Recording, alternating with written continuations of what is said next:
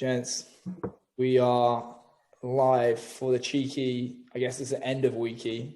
Zachary has set the bandwidth on his yogurt cup on a string to wide. He's out in the great outdoors so that the Mississippi Wi-Fi can greater access his telephone. Post spring game at Ole Miss, the biggest event in the spring season. How'd it go? And in Mississippi altogether. Yeah. Good Lord. It's like all the facets and hollers and trailer parks and old Southern money put together. It's a great time. Dunk tanks, fucking chicken on a stick, corn dogs everywhere. It's a great time. Okay, everyone check your stereotype bingo cards there and see. Baseball team scored 8 runs in the 9th innings. Great day today.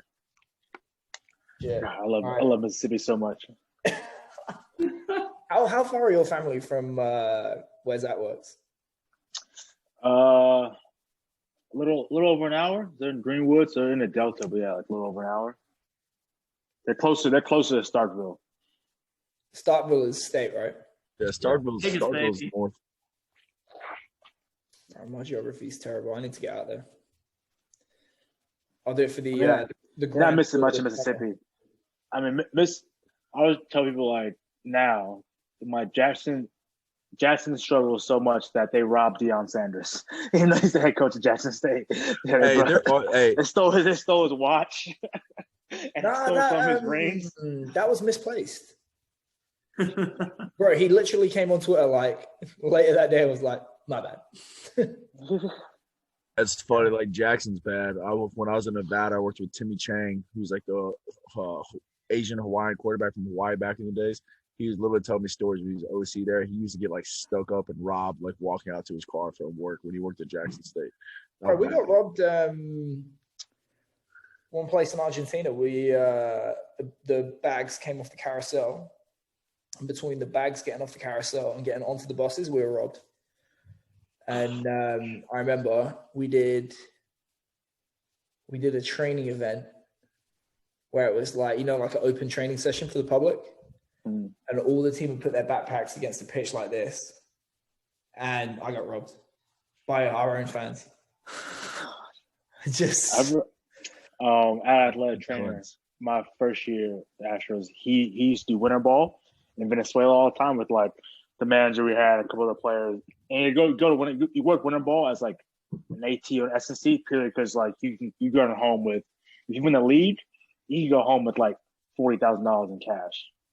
Like everything's paid in cash. You go to Venezuela or DR or Puerto Rico. They've stopped the Venezuela one now because of the government. But before that, he would go and he said they won the league. He said he was going home with like, I think he said $40K and like just straight cash. Like they pay you US dollars because it's Venezuela. And he said if they paid you in Venezuelan currency, you fucking go home, it'd be worth $10 by the end of the week. Yeah. So he went to so he put his laptop in his checked bag, flying out of Caracas back to Orlando, and then he gets his bag in Orlando, and he said there's like a rectangle hole cut out in his suitcase, and it's resold, so they cut it open, took his laptop, and then sewed it back up, and then put it on the plane. Oh, dude. It was the work laptop from the Astros, and so he said he had to send an email to the IT. It was like, my laptop got stolen in Venezuela.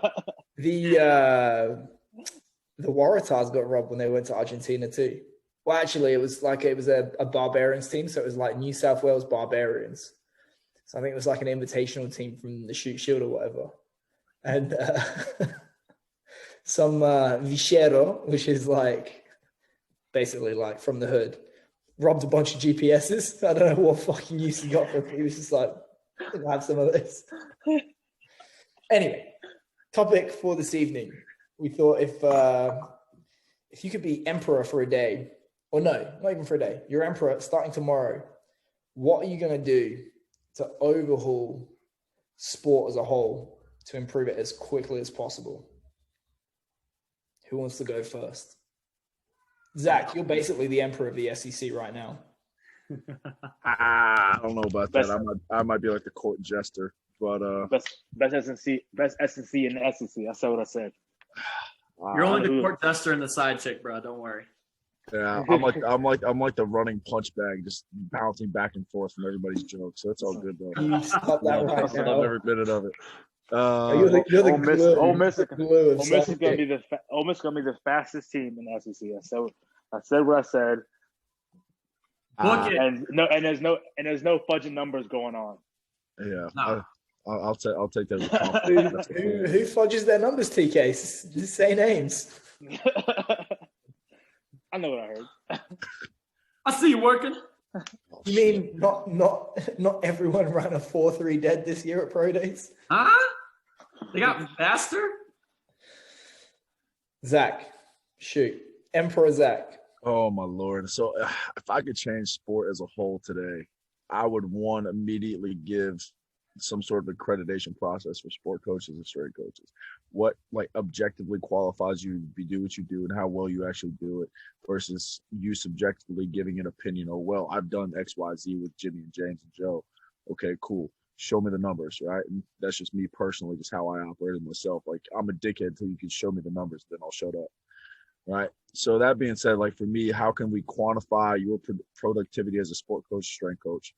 And then secondly, for me, it's do what must be done, how it's supposed to be done, when it's supposed to be done every single time. Don't do anything more, don't do anything less. So all this extra glitz and glamour or for the culture, for the toughness, if it doesn't put a better product on the field, it doesn't equate to winning games, then why are we doing it? That's honest for me, it's as simple as that. I think people spend too much time in the gray area trying to ask questions that don't need to be asked, trying to solve puzzles that don't even have pieces to go to them, all these different pieces. But for me, it's just what quantifies you to be where you're at and to do what you want to do, and versus this loophole of your so-and-so tree, so-and-so's ladder, whatever the hell, so to speak, or just kind of this almost like luck pinched me, like seventh heaven, like four-leaf clover type, like just you're in the right spot, right time, just timing. No, like the best people in the profession should be at the best places. That's what we're trying to quantify it as.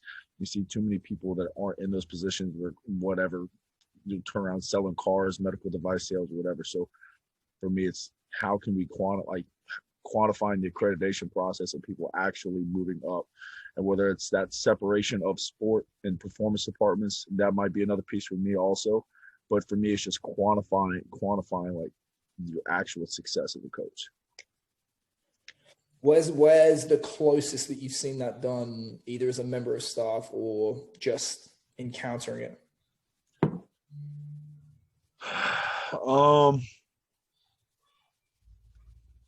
Honestly, I don't know. I really don't know. Because I've seen people that have tried to do it that way, and then they get ousted, or they get almost seen as they get projected as a pariah because it's so different than everything else. Where everybody's too busy trying to safeguard or be the like token do boy. I don't know if I have a good answer because I don't, at least at the high levels in the NFL and like collegiately, I don't know if I've seen anything like it. I know there's some schools out there that are at least saying they do it now, or they're trying to objectively say they do it. But I don't know. I know TK's old boss, Dan with the Astros, has done a good job. I know baseball and some other sports, it's a little bit different. I heard the Raptors, they were doing it for a little while. It was halfway doing okay. But at least in the game of football, like, I don't know. That's a good question. And I need to look around because I don't know. I think the biggest barrier is it's a painful process to go through it. And stress and pain, whenever you put people under stress and pain, they revert to type, unless it's so well ingrained. So, I mean, it's like anything, it starts up here and then just goes. For real, like, I just think it's, if you imagine two situations where, they're both 10 games, but you lose the first 5, then win the first 5, or win the first 5, lose the first 5.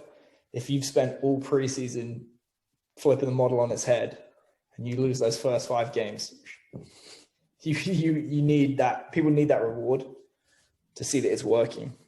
And it's absolutely. And it's at least in like my section, the factor of the profession, it still blows my mind. We're still having conversations about the top 5 coaches in SNC in football, or XYZ and 1, 2, 3. And the reality is like that list is literally just measuring like the top programs in the country, total wins over a running course of however many years you want to use. And the reality is it's like those probably aren't the best programs. They just have the best like talent acquisition or recruiting staffs, or the biggest budgets. It's not. There's just I've been Tiger Woods caddy. yeah. There's just right place, right time, and you picked the right head coach. Good job.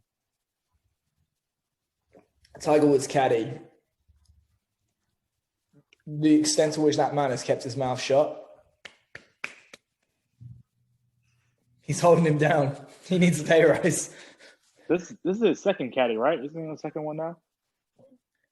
I I thought he fired his first one down. He had for a long, long time.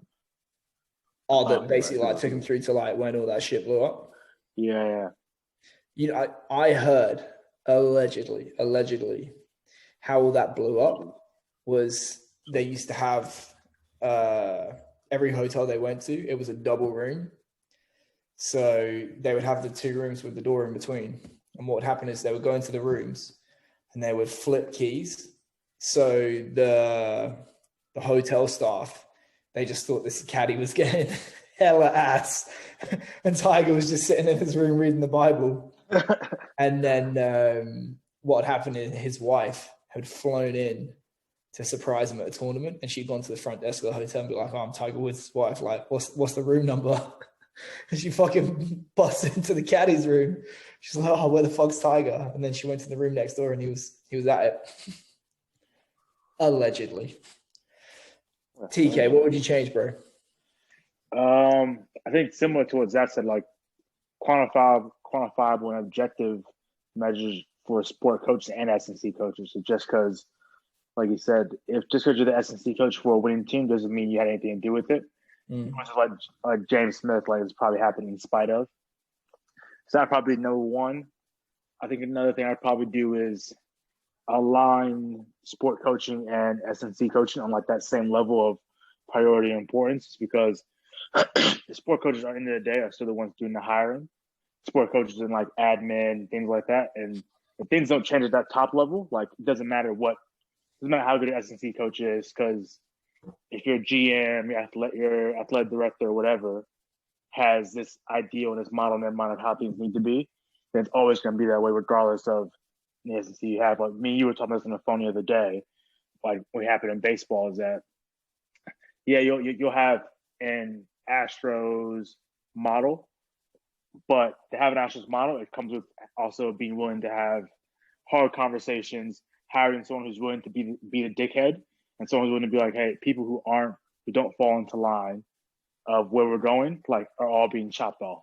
And that's like end of it. And like, but it takes having a GM that way and having an owner who's willing to hire a GM that is that way. Because even if you hire, like there are organizations who've hired great S&C coaches or great sports scientists, I was speaking within baseball, but their GM is still the same person they've had for the last 20 years. I literally had that conversation. I was like, you know, I said how it should be is you have a few months to make sure everyone's got the right seat on the bus. And then it's like, right, we're going to go. And if you're not on the bus, you're going to get run over by it. And it's like, I said, we're 2 years into it and you're still asking people what they want to drink. Do you want to change seats? Like all this kind of stuff. It's like, nah, it's time to get run over. Yeah. It's like something I learned like in that Thinking in Systems book is that you need change at the top for it to really work. You can have the best staff below that, but if your sport coaches are still doing the same thing they did 15 years ago, your GM or your athletic director is still doing the same thing they've always done because it worked for us in the past. It's like it's never really going to change because they're always going to do the same thing. And so it's going to take so I would put having a SEC coach at that higher level of priority and being able to have a say and change the actual system. But that comes with obviously more responsibility. It comes with a great education from the S&C side. Because, I mean, realistically, most S&C coaches, I would say 90% of the profession wouldn't be able to handle the responsibility of even like their own head sport coach. And don't understand probably their sport in that way. And so I think it would take, that's what I want to change is like a higher level of responsibility education on the S&C side, but also seeing that higher level of responsibility and higher education, higher entry level comes with a higher priority, a higher wage and things like that, because you're now seen as just just more important on the scale and able to change this actual system.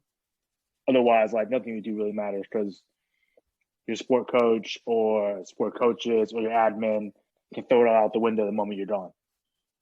And do. Yeah, exactly. Like that's what the idea of like leaving legacy to me as SC coach has always been kind of stupid. Like I'm like, other than like the people, like the impact you have on people like lasts long term.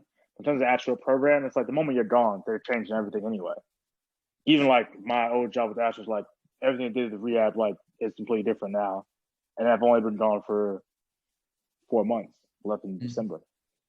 And it's completely different. So like, yeah, I was there for 2 years. Scott shared something today, which is like an Anthony Bourdain quote, where it's like, actually, it should be your goal as a business, if you're a chef, that you can take a Sunday off or you can take 2 weeks off and the customers won't be able to tell the difference. And if you're a head coach or a GM, that should be the same thing, where it's like, if you were to ask the average strength coach, is it a good thing that if you were to, if you had a family emergency and you couldn't turn up to work for a month tomorrow, the program would collapse? They would say, yes, it's a good thing because it means you're so important and the department lives and dies by you. But in reality, it's like, I think you should be trying to put yourself out of business in that regard, because it frees you up to work on the other stuff. Like, I really hope that I could have left, obviously I did leave William and Mary here and there, and then Scott could just pick it up without there being a big drop off. But yeah, I'm getting off track.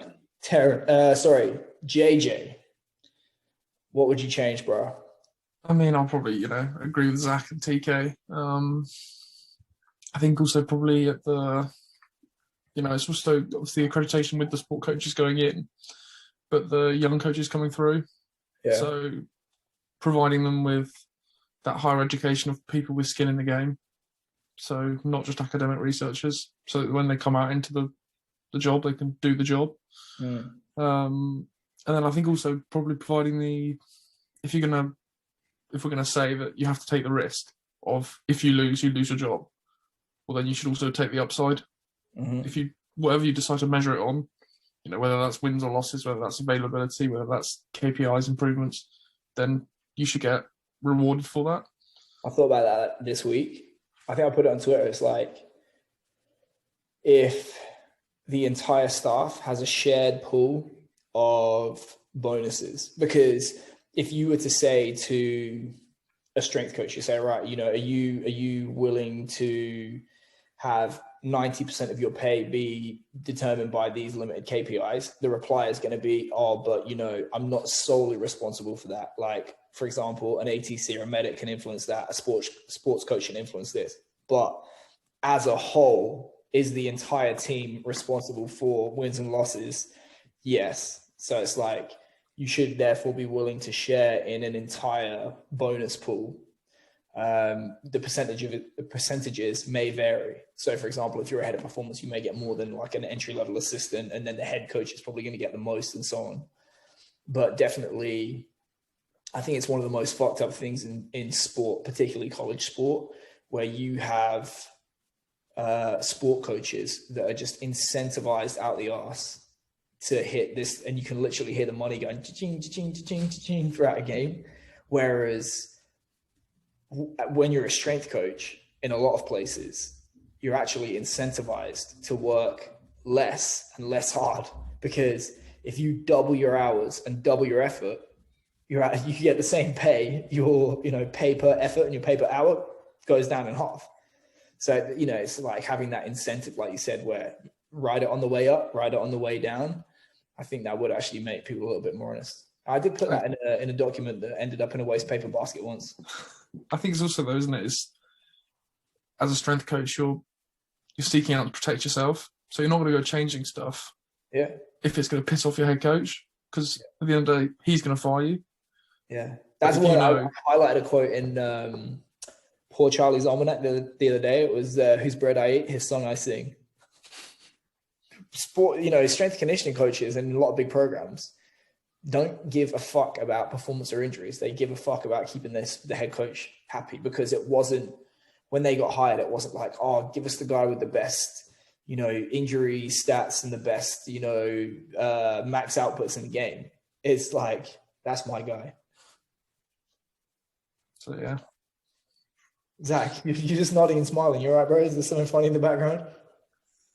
Oh, the just the subtleness of just the prime examples running through my head year after year of your latest conversation is just hilarious because it's dead on. Q. Obviously, the thing you would change immediately would be to be back with me, but yeah. It makes me like want to vomit my mouth a little bit, but that it's also so sickening that it's like it's comical. No, I won't echo everybody else, even though those were like the first kind of ideas that came to mind as a more objective appraisal process for coaches, both sport and performance. Just because obviously, you look at the list of criteria by each, and it's, you basically just had to have graduated college to be a sport coach, and there's no emphasis on understanding pedagogy, motor learning, physiology, these basic underpinning subdomains of sport that are imperative to doing the job well. But I won't echo all that. I'll go one step further and shit was on the tip of my tongue. Give me a second. I'll interrupt you with mine. Yeah. The book Top Dog, it's all about like competition and culture and basically the impact of competitiveness on success. And one of the things that I highlighted in the book, it said that successful organizations is kind of like a rocket ship. So when NASA launches a rocket, because once the rocket is, once the touch paper is lit, you can't correct. So if anything is wrong and you light that touch paper, that's when you get like a challenge, a disaster, and it blows up. So. All right, I'll finally jump in because I remember since Matthew calls. But I think the big thing would be more readily evolving and iterating standards of practice. Like, I think one of the great aspects of our profession is that you're essentially allowed sandbox mode to try and solve the problems of sport and how to prepare them for it. But I also think, if you look at the section on speed development in the NSCA Essentials, it's absolute garbage. There's 2 drills, and I think one of them is like stationary high knees or something like that. And, that's constantly referred to as like the gold standard, like Bible text for strength coaches, but it's so lagging behind what is actually good for speed development, if you will, or looking at agility training, plyometrics, what have you, and just more readily evolving with the information that's out there and the practitioners that are actually doing it in the field and getting results and putting out content that when you break it down logically, it makes sense from a developmental perspective. So just seeing more readily evolving standards of practice for the profession, and then being able to, in line with what everybody else has said, evaluate practitioners on the basis of how they're working within those standards of practice. And that's not to say you fit everybody to a particular, square peg to a round hole, but in general, what you should be doing is developing athletes as a byproduct of reverse engineering the sport demands and preparing them systematically for those sport demands. You got sport coaches that can't even define sport demands. Yeah. And you've got performance coaches that claim they're doing something, and when you look at what's actually occurring, it has nothing to do with what they purport. Okay, so that's what I'm going to do. How I'm going to change sport tomorrow is I'm going to put liquid LSD in everyone's water, make them question the nature of their reality. Why am I doing what I'm doing? Hey, TK, I can't feel my kneecaps. Yes. I think I would also love to see standards of like how the job is done. That's something I've given a lot of thought to, and especially, we've had the discussions about the financial ramifications of the profession, and that, we're constantly told, oh, there's no money, when in reality, it's just, there's no money for you. And so if that's going to be what it is, and there's not going to be due reverence given to the profession, then let's have clearly established, almost as the product of unionization, standards for what the expectations are as to how you do the job. Like, you should not have to be chained to a desk 12 hours a day to get a football team done, especially in a football 5 situation where you've got 5 strength coaches at your disposal. And even us with having 2, we got football groups done in 3 sessions in 6 hours. It can be done. And if you shape the training environment right, the notion that you have to be able to coach every rep and see every rep is bullshit. You just need to structure the environment in a way that elicits the outcomes that you want to see from a developmental perspective. And that's what it is. It's like the less objectively your work is evaluated, the more the onus is on you to ingratiate yourself to the people doing the evaluating through virtue signaling. Yeah. Because in theory, if you could work 1 hour a day and smash the results out the park of a person doing 12 hours a day, a rational manager should be like, give me the 1 hour guy. But because they don't know, they're just like, oh, he works super hard. The boys, they have great energy. I mean, they're all fucking injured, but they, great energy being injured. Yeah. So it would be nice to see, it's a lot of what like Nick DeMarcos talked about on a few podcasts with, he believes he gets more out of his staff by asking less of them and by allowing them to be more human in their lives and to have the time away from work to pursue other projects. I know that was something we really tried to do at William and Mary, and inherently the environment of that place forced us to be in the gym 12 to 14 hour days constantly. But, if you structure it right and you value your people enough, you don't have to make it, if it's already a kick in the nuts, don't make it 3 kicks in the nuts by making them be there any longer. If the money's not there. To quote the boy Anthony, nothing builds buy-in like making them hate life. You win with people, fellas. You win with people. Right. But like, if you're going to sit there and tell me that you wish you could pay me more and you can't, and then you're going to turn around and structure the day in a way that keeps me there 14, 15 hours a day. Yeah. It's like you're further taking value out of my life because not only do I not have time to be a human being, but I don't have time to pursue other means of income that could supplement the wages you've acknowledged are low relative to my contributions. So just putting into place better standards to say, like, the job does not need to be done in 12 hours. If you can't get the job done in 8 or 10, you need to really evaluate your efficiency as a practitioner and the way that you structure your program logistically. And so what you're doing is you're paraphrasing medieval philosopher William of Ockham. It's vain to do with more that which can be done with less. Ooh.